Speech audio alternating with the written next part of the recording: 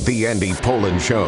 We got to go after this with everything we got, thinking they're going to come with everything they got. I'll start off by saying I'm bored, I'm broke, and I'm back. The Andy Pollin Show on ESPN 630 starts right now. His first name is Tre, and if you can shoot the Tre in the NBA, you can play in the NBA. And we'll find out how good Tre Johnson is in the upcoming months as the Wizards took him with their first of 2 first-round picks. They took a player by the name of Will Riley later in the first round, trading down to get him, which means that they have a second-round pick in tonight's second round. Yeah, that's right. They stretch out the draft over 2 nights now. And we got some stadium stuff to talk about, maybe some spielkes going on, maybe on both sides, but certainly on the Commanders' side. They want to get this deal done.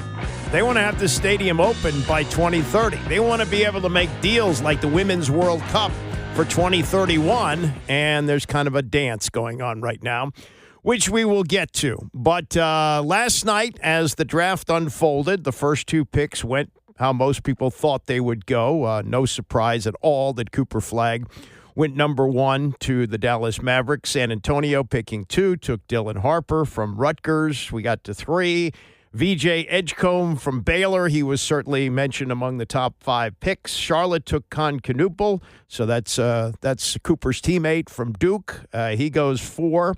And then Utah took Ace Bailey from Rutgers. Ace Bailey's agent had told the Utah Jazz, yeah, we don't want to play for you. We're not even working out for you. He didn't work out for anybody. They took him anyway, which left the Wizards now at number 6. And a lot of the pre-draft yak was that Ace Bailey was going to fall to them at 6, but that's not what happened. So, with the 6th pick in the 2025 NBA Draft, the Washington Wizards select Tre Johnson from the University of Texas. And he is a shooter. He shoots the 3 about as well as anybody in the draft, nearly 40% at Texas. He averaged 20 points a game. He can play either guard, although he's not necessarily that great of a passer. Probably going to wind up as a 2 guard on this team. And they are just loaded with guards. They have plenty of guards that they can choose from, and I'll get to their strategy on all that coming up. Now, this I think he sees as a positive, and maybe it is, but this is Tre Johnson on how he views the world. It wasn't a sacrifice as much as a decision. I really don't have too much of a life outside of basketball, and that was really a choice up to me because how good I wanted to be with the game of basketball. So I really kind of channeled all my energy and really put all my eggs into one basket with the basketball. So I feel like that was kind of a sacrifice that people don't know about. It's nice to be well-rounded. That's what you tell your kids. But if you want to be one of the best in the world, you got to work at it all the time. And the one thing that you do hear about Tre Johnson is he's a gym rat. He works hard at his game all the time. He's developed a relationship with Kevin Durant, who, like Johnson, spent 1 year at Texas, was the number 2 pick of the draft, and has gone on to become one of the greatest players in the history of the game. As Johnson says, shoot, all your dreams is in the gym. They ain't nowhere else. All your dreams is in the gym. Can't nobody tell you what your future is, I would say. So if you just staying consistent and staying in the gym, great things can happen. And if you don't make it to this level and you keep knocking away at it, you eventually will get here, most definitely. Well, not everybody. If I spent all day in the gym, I wasn't going to get to the NBA, but that often does make a difference. The assessment from Will Dawkins, who made the pick, talking to the media about what they're getting in Tre Johnson. Tre, when you look at how well he shot the ball off the dribble and as well as off the catch, 41% catch and shoot, 39. That's impressive at his size. I think pound for pound, if he's not the best shooter, one of the best shooters in the draft, but that's not his only skill. And he's someone that can make plays for others. He averaged 19 points a game in the SEC, led the whole conference in scoring as a freshman, like in conference play. That's hard to do.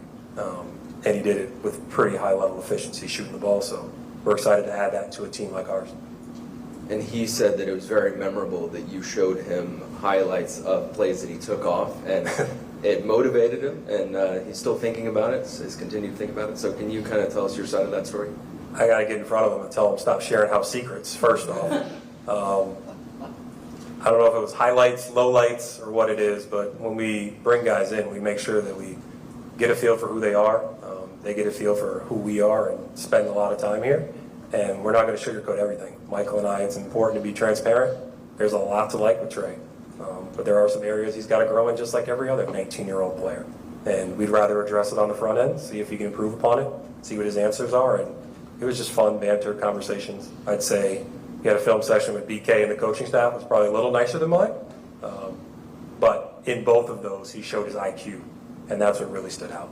His ability to remember plays, his ability to say, what could you have done differently? During the workout, we throw him in positions and offense and the plays that we run and see how quickly he picks up on it. And the guy's a sponge. He has a high IQ, so the film sessions were fun, but he's got to keep that to himself next time. I don't know if Dawkins was necessarily kidding that much. I don't know if he wanted Tre Johnson to tell the media what he had been told in private, and the exact quote of what he said about Dawkins telling him that in looking at some of the film clips that he had taken some plays off, and he said to the media, "That's not the player I want to be. I appreciate Dawkins. I feel like that in my workout he pushed me. I needed that." It's not necessarily a bad thing. Guy who likes to be coached, likes to be told what his faults are. I don't really see a problem with that. I wonder if Dawkins was fully kidding or not, that he shouldn't be revealing these things to the media. But I think that's mostly a positive. Now, they were sitting at 18 going into the draft last night, along with the number 6 pick, and there was a player there that they might have wanted. I mean, he was very, very instrumental in Florida winning the national championship, and they decided rather than take him at 18, Walter Clayton. I guess they figured they addressed their guard need with Johnson. They traded down with Utah. They traded down from 18 to 21 and picked up a few second-round picks, including number 43 tonight. And they took a very skinny guy.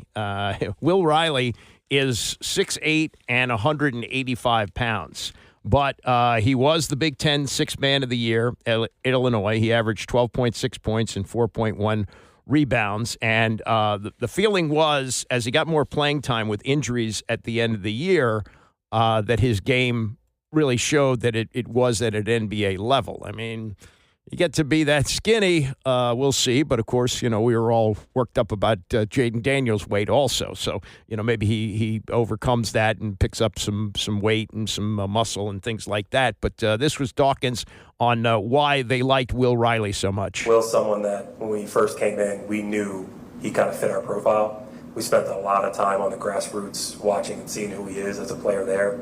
He was different than when he was at Illinois. I think towards the end of the season, when they had some injuries, they put the ball in his hands a little bit, and you could see who he was back when he was playing with UPlay and playing in Canada. So we knew the type of player he was. He was someone we were looking for. And again, it's our job to be strategic as possible, get the most value we can for the future, but also try to make sure we get players that we like. And that deal presented itself, and it was probably the best deal at the time that we felt very comfortable with. And with Will, you said he fits your profile. What specifically do you like about his game? Size, versatility, high processing speed. He's, again, like I said, he's one of those guys who works. He had a massive growth spurt, and you just look at his face and his body, the way he's built, he's still growing. So he's somebody that we feel confident is going to come in the gym and push people and develop at his own time. But he has ball skills, he can make plays, assist-to-turnover ratio, and he's probably a better defender than people give him credit for. But we're going to test that out right away in Summer League and make him guard.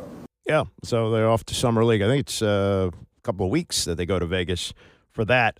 As you look at the roster for the Wizards, it almost looks like you've got the adult Thanksgiving table and the card table for the kids.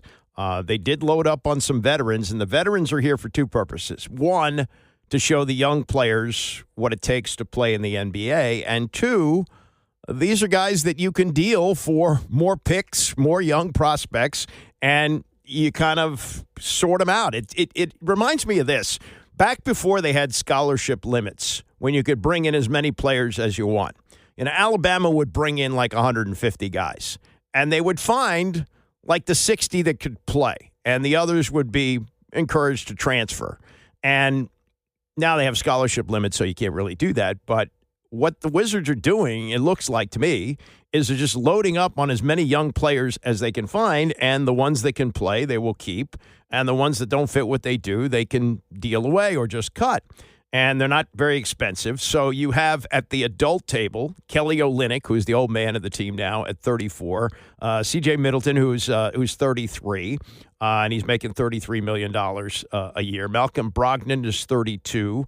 You also have Anthony Gill, who's 32, Marcus Smart, 31. These guys are making big money, but not, ridiculous money. They're not, I think the highest paid player on the team now is like $33 million. C.J. McCollum, I said Middleton. C.J. McCollum is, I think, the highest paid player on the team at $33 million, and he's 33 years old, second oldest player on the team.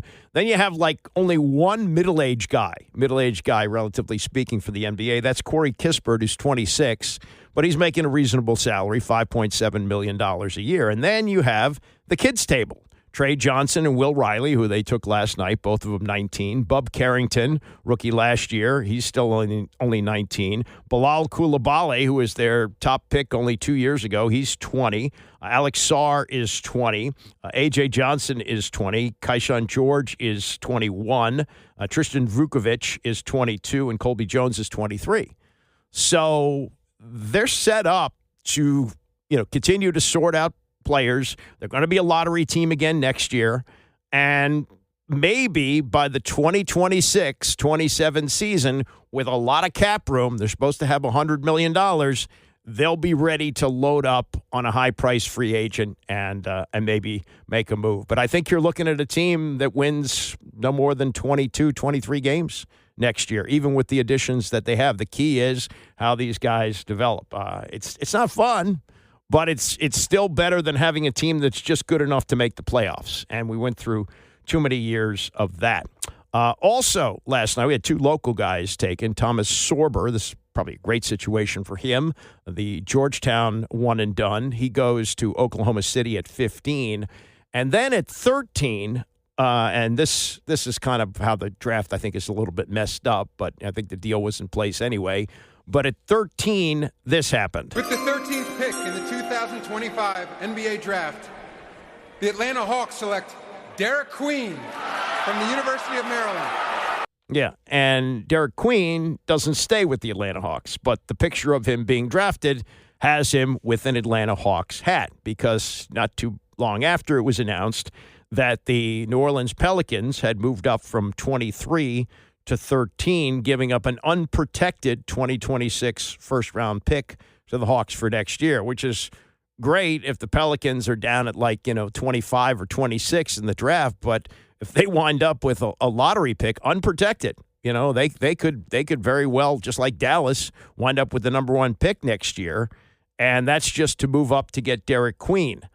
Seems odd, but that's what they did. As for the trade and the look, and I'm sure that this hit SVP kind of hard because of his Maryland allegiance, but this is what he said last night on his show. I'm going to scream about the hat situation. It's not any – the league's too smart to have the moment that they've waited their whole life for be a picture in the wrong hat. It just doesn't make sense.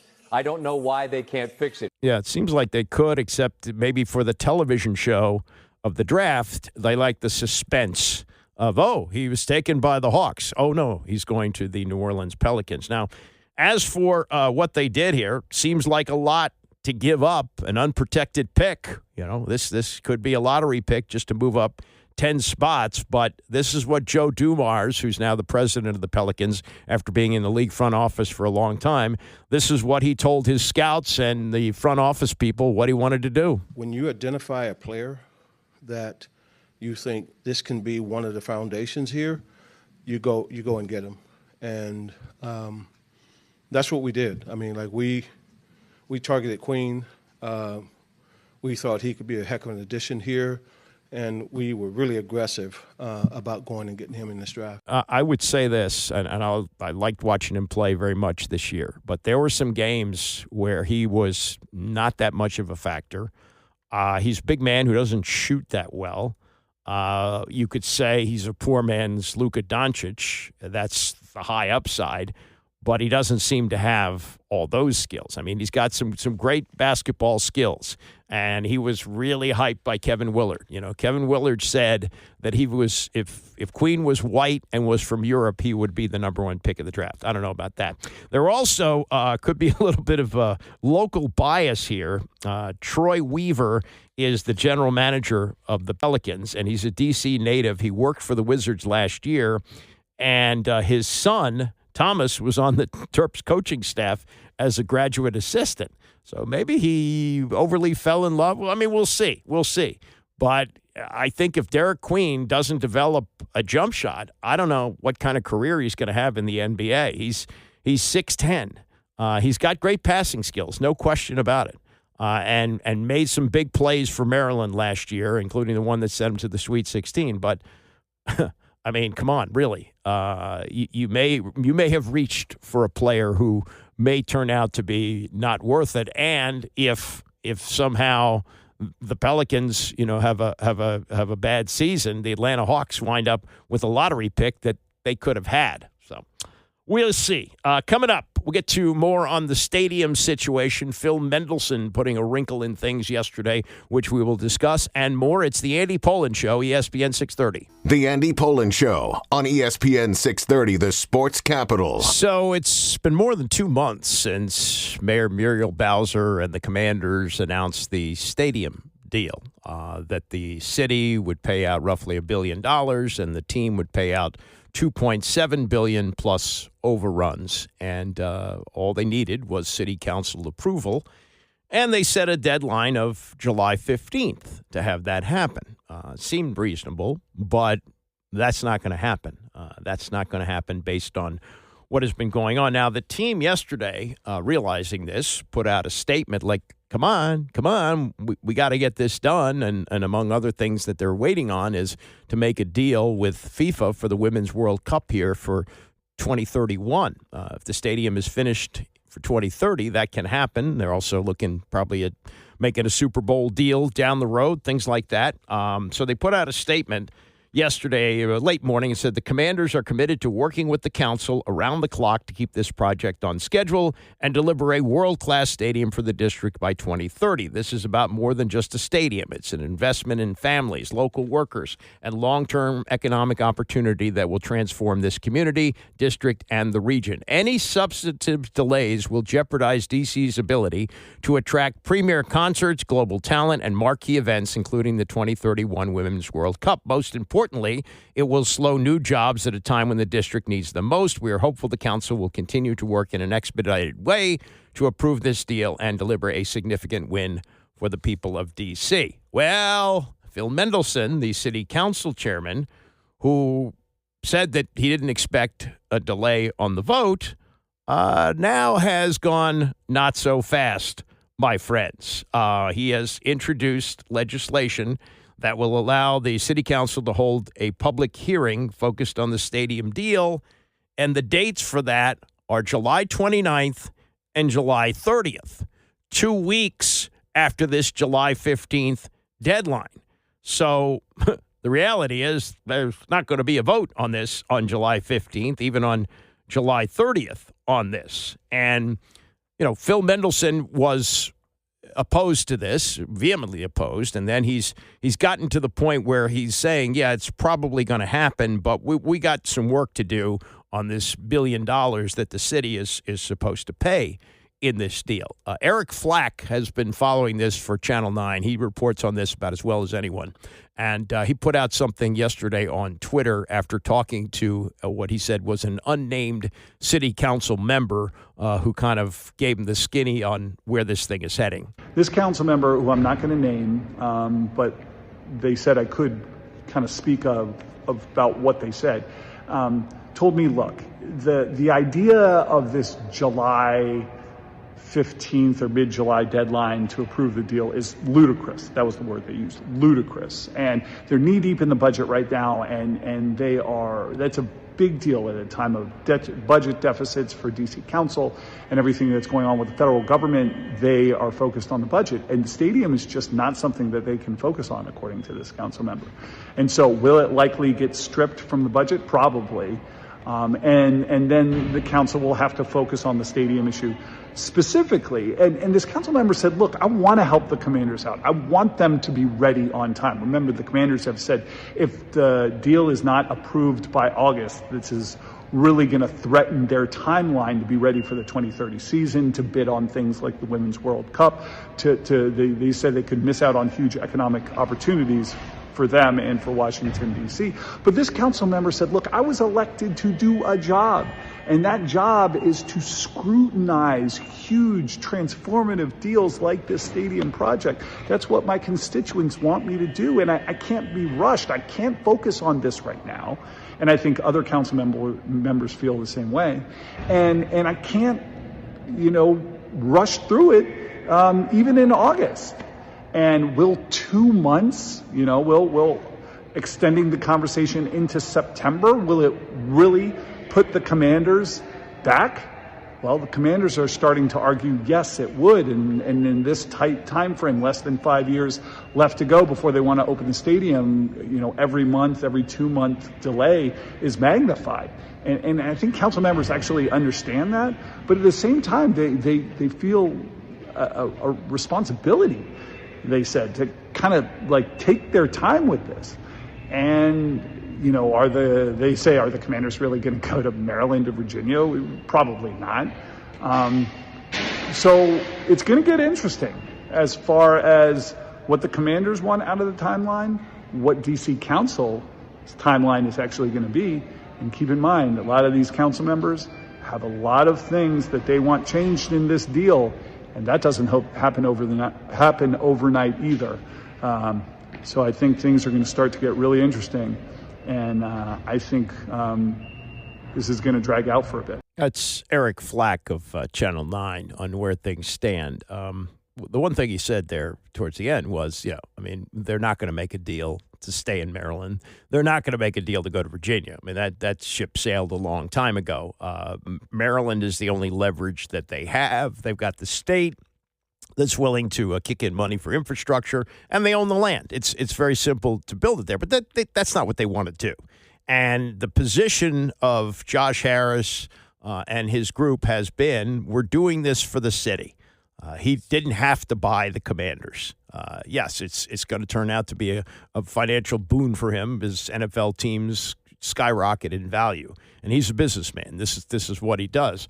But reality is the best thing for everyone, including people in Maryland, is that the stadium gets built on the RFK site, and they do have transportation in place with a metro stop there. There's a lot of things that make this ideal, and really for both sides. That, yes, maybe they could find other use for the land in D.C., but they want this to happen. And this is, I guess, just the dance that goes on. Remember, the deal for the city to control the land, it's on federal land, but the way that worked out, that was a vote that was done after the midnight deadline in December. It was a unanimous vote that went through, and they said, okay, now we got that. So, these things always come down to the 11th hour, and they say that, deadlines make deals, and this is maybe another example of that.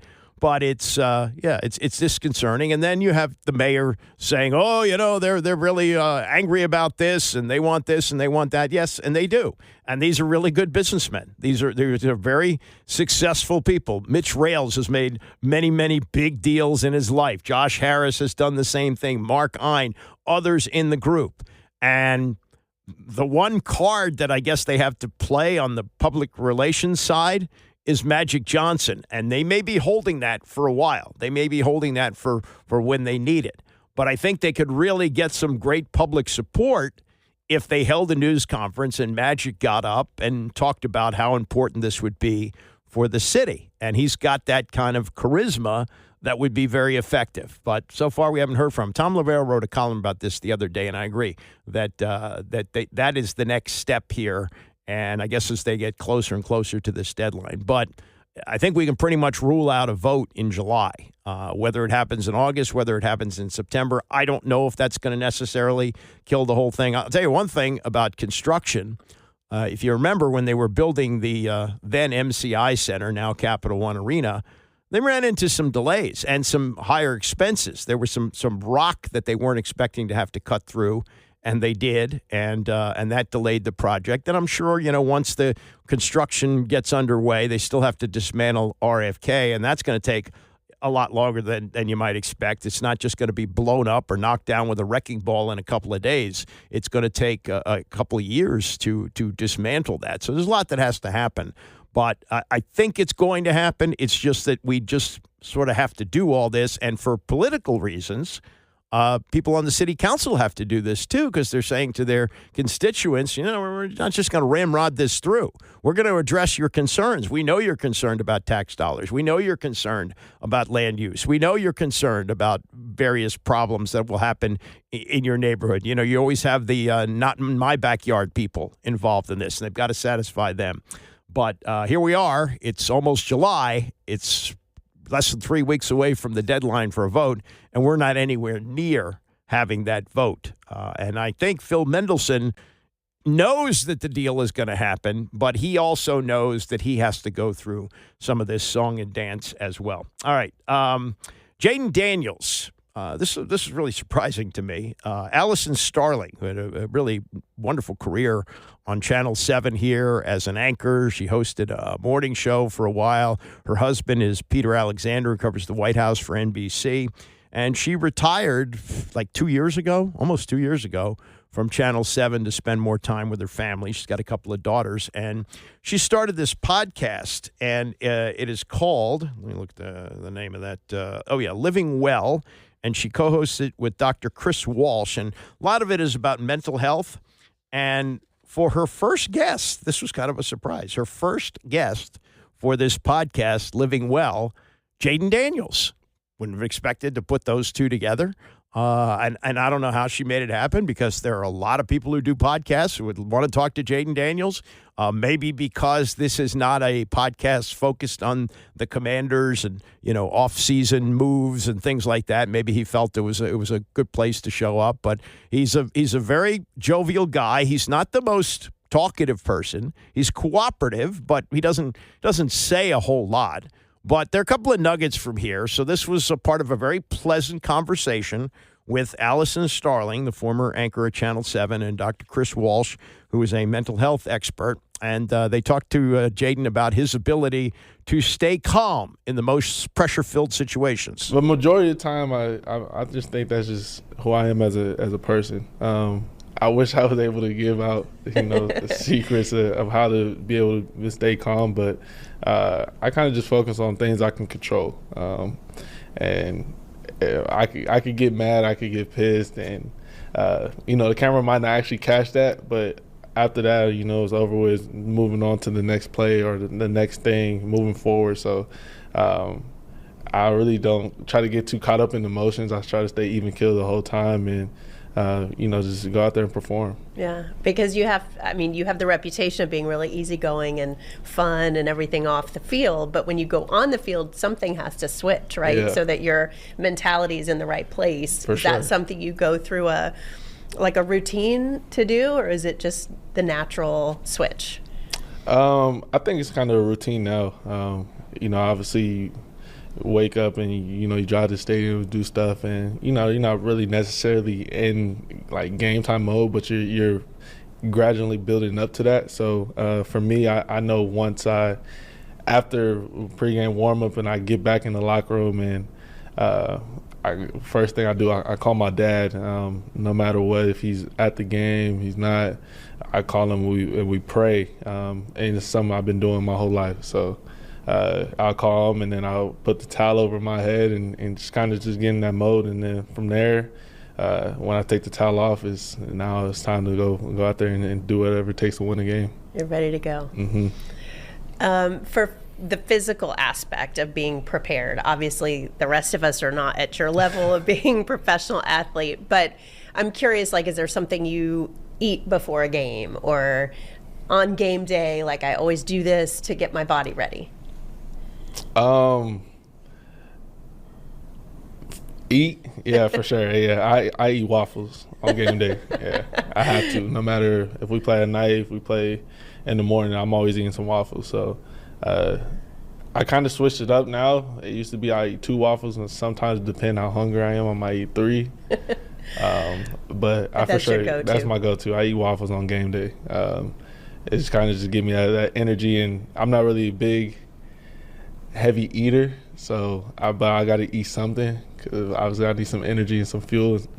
So I for sure eat waffles, and then when I get to the stadium, I got like a routine set with one of the coaches, and we go through it and make sure everything's moving functionally how it's supposed to, and I feel good.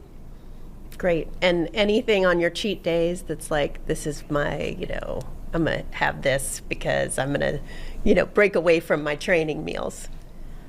Oh, yeah, I'm a big candy eater. I love me some candy or some cookies. There you go. Yeah, chocolate chip, snickerdoodle. I love cookies.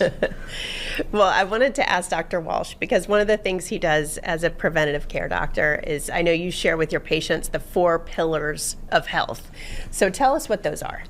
I think in prevention, what you're really looking to do, right, is to be focused on what you can do today to be healthier tomorrow, right? And so I try to break it down for patients and say, focus on things that, as Jaden said, are in your control: nutrition, exercise, your mental health or well-being, and sleep, which is often overlooked as one of the things that really keeps us healthy. And of those, which one would you say is kind of your key pillar, Jaden? I need to work on sleep, because I'm still young, but I find a way to take a nap. That's for sure. But I think all of them really, except sleep. Sometimes I get caught up in watching other sports, and one thing about the East Coast is different from the West Coast. Is like the times for the games. Some might be later than others, but I love just watching sports, so I catch myself staying up a little too late. But other than that, I think I'm with all of those. Nutrition, obviously mental health and well-being, exercising. Obviously, I have to do that on a regular, so yeah. I think I got it. That's a necessary. And finally, Jaden, there's so many people out there that you're a real role model for them, and that's a big responsibility, I know, and it's a lot of pressure.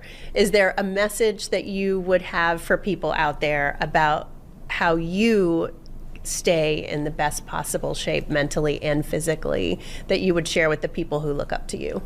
I mean, I'm human just like anybody else. I got emotions. I deal with things. Personally, obviously, I just go out there and I play quarterback. I play a sport. But I just try to go out there and stay the best I can. Talk to my peoples, check up on my peoples. That are super close to me. Because obviously, I care about a lot of people. I want to see everybody do well, but. I got some good days. I got some bad days, as highs and lows to it. But at the end of the day, I'm still human. But without a doubt, I just try to keep pushing forward. Are you starting to feel like Washington's home now? For sure. Yeah. No, they treat me well out here, and they treat my family well, and I'm very appreciative of this region, and I'm happy to be here. Jaden Daniels on the Living Well podcast, which is hosted by Allison Starling. 2 takeaways for me. I've seen the picture of him with a towel over his head. I didn't know the procedure on that. He calls his father. They pray, and then he puts a towel over his head. I guess he meditates before the game. Hey, it's working. Don't change that. And the other thing that he said, and he is only 24 years old, so I'm interested to see as his career goes on what kind of changes he makes. But so far, he's not adopting the Tom Brady eating pattern yet. He said he likes to eat candy and cookies. And at 24, and especially at his weight, which is, I think it's pumped up a little bit in the off season with workouts, but there's no problem with him gaining weight. That's probably going to be okay for a while. But as his career goes on, he's probably going to want to stay away from sugar, not necessarily for just putting on weight, but just for the health of your body. That's about the worst thing you can put in your body is sugar. But yeah, that's okay now, obviously. So just thought that was fun. It was kind of light eating, if you will. Jaden Daniels on the podcast hosted by Allison Starling. So did you get a look at the Tre Johnson suit last night when he came up and was picked number 6 by the Wizards? It's something that if you wore this 20 years ago, you'd be laughed out of the room. But from the waist up, he looked very corporate. A very nice blue suit with a tie, a white shirt. And beneath that were shorts, short pants white socks, and black dress shoes. I mean, it's almost like you'd wear that for Halloween. But this is what he said about his choice of clothing last night for the NBA draft. My client and manager, Elise, helped me out a lot with the outfit going forward. She actually picked out the color. I agreed with it. But I knew probably like 2 months before the draft that I knew I wanted to do shorts. That was the only thing I knew, and I knew that I wanted it to be a little longer shorts. So that's most definitely kind of what I went in with, and I kind of built around that, I would say, with the crop jacket, and then the white socks, and then a Doc Martens at the bottom, most definitely. Yeah, he likes that term, by the way, most definitely. He throws that in with a lot of his conversation. I don't get it, and I'm still at the point, although I do find them to be very comfortable, where it looks strange to me, maybe not to you, maybe we're used to it now, but somebody wearing a nice suit, $1,000 suit, tailored suit, and on his feet he has a pair of white sneakers. It looks like you went to the gym, you packed everything up, and then it was time to leave the gym, and you go, oh, damn, I forgot my dress shoes. So I'm going to wear these sneakers. But no. That's the look. And it's a very common look. You see it on television all the time now. It's a way to look cool. I'll tell you one thing, it's very comfortable. My feet don't hurt when I wear sneakers. I have very wide feet, so I have difficulty finding sneakers. It's actually 4E, and usually it's New Balance. I found a pair of Brooks that I'm wearing now that's very wide, but it is a strange look. And I mean, will we get to the point where that you wear short pants with a suit? Now, you did say, oh, they're long shorts. Yeah, okay, they're long shorts. They go over. What's the next step? Running shorts length, where they just, basically cover your tuchus.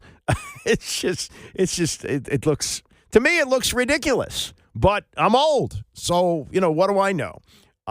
When I first time I got a suit, I believe, maybe I had one before that, but shopped for one for my bar mitzvah, nice blue pinstripe suit, and wore dress shoes with it. And there wasn't going to be any other way. I'm a grandfather now. My grandson is 5 months old. Will there come a day when he has his bar mitzvah in 12 plus years where he says to my daughter, I'm going to wear shorts with this suit when I have my bar mitzvah? Now, he was born in January, and they usually have the bar mitzvah right around the birthday. So I think it would be a little bit cold. I would imagine they'll have it like in February, maybe as late as March. But that is just really nutso. And when I saw him, first thing you see is he's sitting down. It looks very nice. Oh yeah, it's a double-breasted dark blue suit with a white shirt and a tie. Very nice, very conservative. And then he stands up and he walks to the podium, and he's got a pair of white socks and black shoes with shorts. You talk about, it looks mismatched, but as he said, he knew 2 months in advance that he was going to wear shorts with his suit. And I guess it looks okay if you're drafted number 6. If you slide down and you're drafted, late in the first round, I think it really looks silly. But what do I know? All right, coming up, much more on the draft last night, and also an update from Pablo Torre on his story the other day about a collusion suit from the Players Association that showed that there was, in fact, collusion by the owners, but was thrown out by an arbitrator. It's the Andy Pollin Show, ESPN 630. What did they call yesterday? They called it Flag Day. Ha, ha, ha. Cooper Flagg. Is he going to be a generational player? We'll find out soon. But he was taken number one by the Dallas Mavericks, to no one's surprise last night. Some other surprises along the way in the draft. Ace Bailey didn't fall quite far enough for the Wizards to take him, but they got themselves a great college shooter. We'll see how it translates to the pros. But Tre Johnson becomes the second Tre Johnson to play in Washington at the professional level, at least the second. If you go back to the 90s, Tre Johnson, big guard from Temple, played in Washington in the 1990s. And, boy, if he hadn't had a knee injury, you wonder how great Tre Johnson would be. What a great athlete, especially a man for his size. And he was taken in the second round from Temple. This was the Michael Westbrook draft of 1994, the first one under Norv Turner. Westbrook looked like he was going to be a star, and he had one really good season when he caught 65 catches, but was a big bust, off-the-field problem, beat up a teammate, the whole 9 yards. Tre Johnson, an exemplary player, a great player, left the team briefly, played in Cleveland, hurt his knee, came back too soon, and had kind of a shortened career, maybe 8 or 9 years. And I think he's now a teacher at Landon. So his name gets more prominence these days as we now have a new Tre Johnson in town as the Wizards took him number 6. Now, they were at 18, and it looked like they were going to get a very well-known player, at least, as well-known as they become in college these days. If you watch the NCAA tournament, you know what a factor Walter Clayton was in helping Florida win the national championship, and he was sitting there at 18.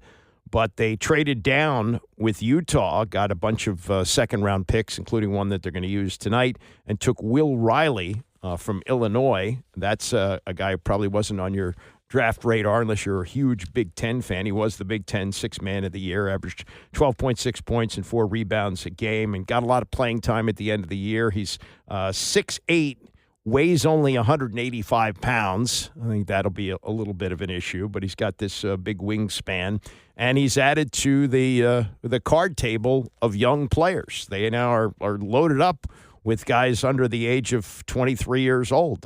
Tre Johnson and Will Riley, both 19. Bub Carrington, who they took last year, 19. Bilal Coulibaly, their first-round pick 2 years ago, he's still only 20. Alex Sarr, their first-rounder from last year, still only 20. Kaishan George, 21 years old. And they have some older players who are, big money guys, but not, break the bank money. They got C.J. McCollum, who's the highest paid player on the team at $33 million a year. And, they got Chris Middleton who's making 20, Malcolm Brogdon's making 20, Marcus Smart 20. They're all 31 or older. And they're there to mentor the young players. And if the right deal strikes at the trade deadline, teams looking to add pieces for playoff runs, they got them in the storage bin. And that's where they are right now. They're hoping to develop these players. But as for the two that they took last night, this was GM Will Dawkins. Each night in the draft is different. Every draft is different. Tonight we walked in with 6 and 8. We're able to kind of move a little bit, but acquire 2 players in Tre and Will who we feel are really skilled wings, skilled basketball players who know how to move the scoreboard and will continue to get better at doing that, but players who have a real passion for the game. These dudes are hoopers, they're workers, they are serious craftsmen, they care about getting better, and they wanted to be here. And that's important to us, adding those type of players. Yeah, and what was interesting is that it did appear that Ace Bailey wanted to be here in Washington. That was the word, that was one of the teams that he was interested in going to. It didn't work out for anybody and may have dropped a couple of spots in the draft because the feeling was that he was the third best player in this draft, drops to number 5 at Utah. He and his agent made it clear they didn't want to play there. And so, would he wanted to play here? I believe he would have. But now, as Dawkins said, you got 2 guys who he knows want to be here. And in fact, Tre Johnson pretty much said that last night, that this was a place that he felt was like Oklahoma City, and they're building, and it was a good fit for him. He's from a football area, grew up in Dallas, played at Texas, which is certainly a football school, and felt like that'll be an advantage for him. I feel like also being from Texas, you got to play some type of football. So I feel like that helps out with toughness as well. And I kind of bring somewhat of a football mentality to basketball because it's a physical sport, not probably as physical as football, but also in the same mindset you say in football. Whoever hit first win. It's kind of the same in basketball, especially on offense. If you hitting first and you making it more physical, you have a higher. I don't know how much hitting he's going to do. He is going to be a shooter, which is what he is. He shot almost 40% from 3 in college, and that's they felt like he was the best shooter in the draft or among the best shooters. So that's going to be his game. He's not going to be necessarily playing a physical game, but it does get more physical if you get to the playoffs, and let's see if that actually happens. Now, as for the number 1 pick, Cooper Flagg. How good is he? Is he generational? Jay Billis has been covering the draft now for 23 years. He knows as much about anybody as about college basketball. And this is what he felt in watching Cooper Flagg and how he will be a fit in the NBA. You compare him against other players at 18. I think there have been perhaps more talented players in the past in certain areas. Like Kevin Durant was a way more talented scorer. We knew. I think a lot of people believed when he came out of Texas that he was going to lead the league in scoring one day. But, Flagg's not a guy you're saying, okay, he's going to lead the league in scoring, but he does everything well. And there are certainly areas where he can improve and probably needs to improve. I think his shooting consistency can and needs to improve, although it improved during the year. He shot 44% from 3 during ACC play. The ACC wasn't the best it's ever been this year, but, you can see he was getting better and better. And I think he can tighten his handle up and become a better ball handler and decision maker. But across the board, it's really rare to find a player that checks so many boxes. Like he's arguably better defensively than he is offensively, and he's really formidable on the offensive end. He's really a complete player at just 18 and a half. And that's like, he should still be in high school. There are guys that played in the McDonald's game this last year. Most of the players on the McDonald's All-America team this year were older than Cooper Flagg. And also the situation he's going into, a lot of times when you're that savior or supposed to be a savior, number 1 pick, and then you go to a bad team because, that's why they got the opportunity to draft you. He's going to Dallas. How does that work for him? And I don't know if it works against him, but the benefits of going to Dallas. No, it works for him because he's going to be around veteran players that are Hall of Fame caliber players and future Hall of Famers that are true pros. So he's not going to be expected to kind of pick up the reins and sort of lead the team and run with the team. He can blend in with anybody. Like they can play him almost anywhere. He kind of reminds me, his competitive makeup is really unusual. He's different. Like there are a lot of guys that are really competitive, I hate to lose and all that stuff and want to win at checkers. I'll, run over my little sister to win at this. But he takes advantage of every opportunity, and he doesn't go into a game thinking I'm going to get 25 in this one. He just wants to make the right play right now. And then when he stacks enough of those by the end of the game, he'll have 25 and 12 rebounds and 6 assists and 3 steals and 2 blocks. He's that kind of player. So I don't doubt that he's going to, with his maturity level at that age, that he's going to figure it out and learn how to operate within the confines of a really good team. I think that's a huge factor for him in his development, is he's going to a team that's going to contend as soon as Kyrie gets healthy. That's Jay Billis on the Dan Patrick Show. Part 2 of the conversation is the effect that the NIL era has had. Now, as far as players drafted, first 2 players, one and done, Cooper Flagg, Dylan Harper, Ace Bailey, one and done. Con Canoopel, one and done. The 2 players that the Wizards got, Tre Johnson and also Will Riley, they were one and done players. And then the 2 local guys, Thomas Sorber went 15 from Georgetown to Oklahoma City, and at 13, Derek Queen was taken by Atlanta and then sent to New Orleans. They're both one and done. But we did have some players that maybe stayed a year or so longer, and the players that were one and done, got money. It's been reported that Cooper Flagg, now this is not just for this year, but the deal that he signed with New Balance to endorse their sneakers, it's like $100 million. I mean, he was making a ton of money at Duke. You want to start the clock in the NBA, and if you're going to be the number 1 pick, there's no reason to stay. But certainly the NIL has made a difference in all sports, and in particular college basketball. This is Billis, who has long advocated for players to make money, and the effect that NIL has had. It certainly made it more honest. I know some of the old school coaches don't like it, and the NCAA is still fighting the idea of calling athletes employees. They don't want to do that. But look, my stance on this. This has been professional sports for a long time, and they've been violating federal antitrust law by limiting the players. They're still violating it with this new settlement. But at least the new settlement gives the NCAA some time to come up with a framework that's going to work long term. And that is either going to be, in my view, collective bargaining with the players or going to Congress and asking Congress to make this House settlement into law for them. But it's not going to look exactly like the House settlement. I can't imagine a scenario where Congress says, yes, we're willing to limit the players, but coaches, you can still make $10, $12 million, and we'll call this day. Like everybody's going to be limited if Congress comes in. But it buys them some time to actually, get this thing right. But what it's doing, Dan, I think it's keeping more players in school longer, which is what the system says they've always wanted. If you believe in education, they're getting more education, and the schools are benefiting because they're getting more years of service out of their player assets. So I don't think it's anything but a good thing, and the players are becoming not only financially literate, they can have generational wealth from this if they do it the right way.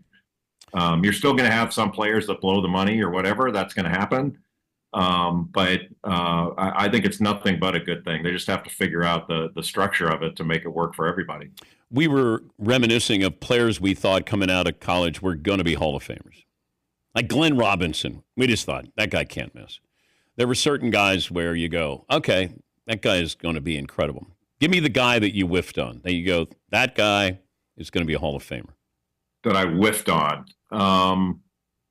Well, I thought Oden was going to be really good. And I do think it was because of injury. I just don't know of any teams that wouldn't have taken him number one in 2007. Maybe there might have been one or two, and I don't remember a whole lot of us talking heads, shaking our fists, saying, this is crazy, you have to take Kevin Durant. There might have been some of those, but I don't remember very many. But yeah, that was a whiff. And that's probably one of the things that this is my 23rd draft. And I think when I first started doing it, I probably arrogantly thought after doing all this work that I knew, I know that whether this player is going to be good or not. And maybe having my first draft be the LeBron draft where you did know. But, now I believe certain things. But, nobody knows. Like, hands up all those that thought that Shai Gilgeous-Alexander, when he was taken 11th overall, was going to be an MVP. Or when Nikola Jokic was taken during a Taco Bell commercial. We were in commercial, and it was a Taco Bell commercial, and he got drafted in the 40s, and now he's considered the best player in the world. We don't know. You do the best you can, and you have players you like and players you question, and some of the players you question turn out to be great, and some of the players you like turn out to be less than that. It's a weird process. But we're going to look back this year and say, how did we miss on Asa Newell or stuff like that? That's going to happen too. Yeah, okay. So, yeah, you mentioned the commercials. Both Wizards picks last night, ESPN was in commercial. Both of them. It's crazy. Okay, you have some timing issues. It's supposed to be 5 minutes for each pick, and things go a little over, a little bit under. So by the time Tre Johnson is picked, they're in commercial. They come out of it. Then they trade down, picking at 21 with Will Riley. They're in commercial again. What is it with the Wizards? Is there... Well, I can understand, I guess, that there's not a whole lot of national interest in the Wizards as dreck as they've been for the last few years. But, yeah, I mean, it didn't seem like it was necessary both times for the Wizards pick being made when they're in a commercial break, such as it is. Actually, 2 picks tomorrow night. I was just looking at this. I forgot about this. They got number 40 from Phoenix and 43 from Utah in the deal to move down last night. So if you like second-round picks, they got 2 of them tonight coming up. I think last year they did the second round in the afternoon. I seem to remember that. But I guess they got a good enough rating that they decided to move the second round to tonight. So the Wizards have 2 picks coming up. Coming up, the death of a Jets legend, not Joe Namath, thank God, but one of his teammates has passed away who played a significant role in the Jets' huge upset of the Baltimore Colts in 1969. It's the Andy Pollin Show, ESPN 630. Want to take ESPN 630 wherever you go? Today, Junior! Download the newly designed ESPN 630 app from the App Store on your iPhone or the Google Play Store. Use your hands-free setting or Bluetooth connection in your car. Sensational. And listen to us no matter how close or far you are from D.C. And don't miss a second of your favorite shows from anywhere in the world. Oh, there it is. ESPN 630, the sports capital. Now worldwide from your phone. Summer is here, and don't you just love being outside, going to restaurants, and not wearing a hat to hide your balding head? Check out GrowYourHairBack.com. Give them a call now at 703-763-0016. Grow Your Hair Back is for both men and women. No matter the reason for your hair loss, GrowYourHairBack.com can help. Start feeling and looking your very best. Hair transplants are now more affordable than ever. Grow Your Hair Back uses PRP, platelet-rich plasma, and laser treatments that are easy and will have you in and out in about 45 minutes. Restore your hair at lunchtime. Grow Your Hair Back is the most trusted company in hair restoration. They are confidential and compassionate. Find out about their 0% interest. GrowYourHairBack.com. Call now for more information. 703-763-0016. That's 703-763-0016. From the Wall Street Sweeper Money Desk, Russ Hackman, president of Hackman Wealth Partners. Russ, why do some advisors push so much risk? It's a dirty little secret out there that some advisors can get paid more in order to keep your investments in riskier areas, as opposed to moving them to areas where you might get more consistent income over time or have less market exposure. Get a second opinion on that. A second opinion to check your risk and more with Russ Hackman and the team at Hackman Wealth Partners. Next 5, no cost, no obligation. 703-997-5500. 703-997-5500. 703-997-5500. Investment advisory services offered through Brookstone Capital Management, LLC, BCM, a registered investment advisor. BCM and Hackman Wealth are independent of each other. Insurance products and services are not offered through BCM, but are offered and sold through individually licensed and appointed agents. The Wall Street Sweeper, Saturday mornings at 10, Sunday afternoons at 3 on News Talk 105.9 WMAL. All children deserve the best start. That includes good oral health. As life milestones are met, ensure they visit dental specialists at ages 1, 7, and 15. Around age 1, it's time for a visit with a pediatric dentist to help establish good oral health habits. At 7, it's time to see an orthodontist to ensure your child's bite, teeth, and jaws are developing properly. Around 15, it's time for a visit to an oral and maxillofacial surgeon to determine if your child's wisdom teeth need to be removed or monitored. Remember, milestones met, healthy teeth set. Visit specialists at ages 1, 7, and 15. Make these appointments at the right time to ensure a proper foundation for good oral health. Learn more at milestonesmet.org.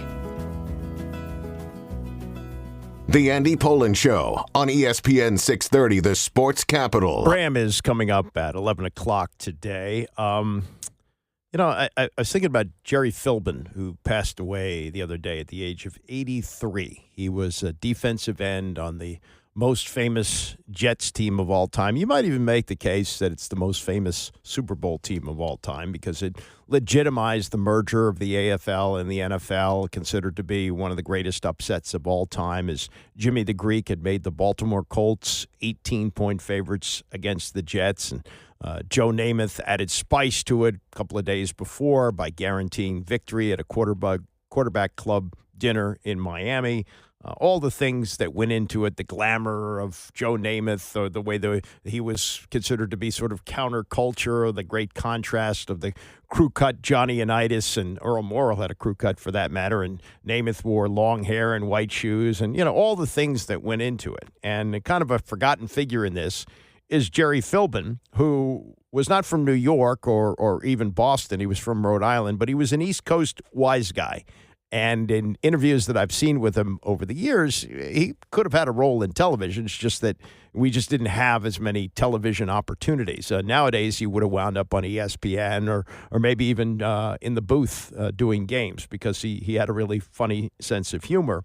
And he was not big. He was 6'2", 245 pounds, didn't come from a big school, had played at the University of Buffalo, and was taken in the third round of the draft in 1964 by both the Jets and the Lions in the NFL. In those days, there was a big war going on between the two conferences. I don't know if it was money or maybe just closer to home, but he wound up signing with the Jets and became an excellent player for them. They didn't officially record sacks until after he had retired, but they determined that he had 64.5 sacks. Fourth most in Jets history, played a year with the Eagles and played a year in the World Football League with New York and then retired. According to reports, he died of dementia, but he was funny. John Schmidt, former center, said in a phone interview, Jerry was a born leader. He was one of the 4 or 5 true leaders of our Super Bowl team. He was damn tough, and he was an all-world player. And recalled during that 1968 season, after Joe Namath had thrown 5 interceptions in a loss to the Bills, Philbin delivered a not-so-subtle zinger saying, "Hey, Joe, we're wearing green this week." As a matter of fact, another tidbit on that, the Buffalo Bills went 1-13 that year. That was the one game they won against the champion New York Jets. And because they only won one game, that's why they were able to draft O.J. Simpson, number one. But when they won that Super Bowl, you've seen all the film of Namath walking off the field and wagging his finger at number 1.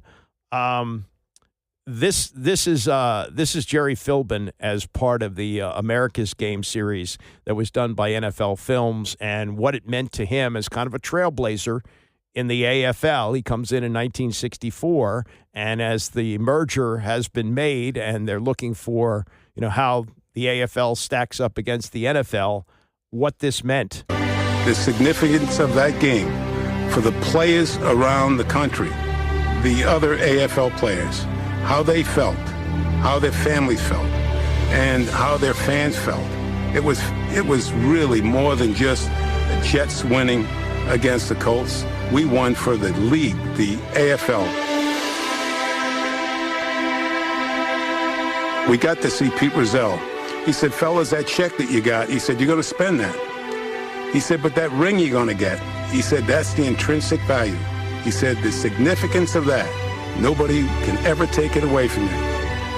That is the intrinsic value." And I never forget that. And I never used that word in my vocabulary before, but I used it ever since. Yeah, how many people use intrinsic on a daily basis? But Jerry Philbin did use it up until his passing at the age of 83.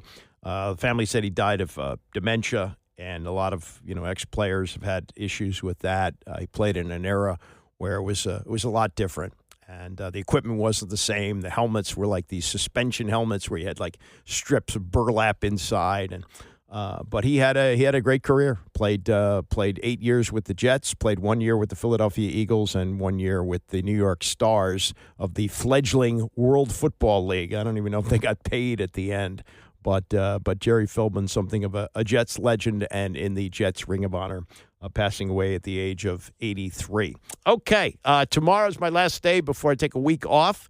Taking a lot of vacation this time of year is what I do, what most people do in this business. But we'll be here tomorrow. Bram is coming up next, and I will see you tomorrow at 9 a.m.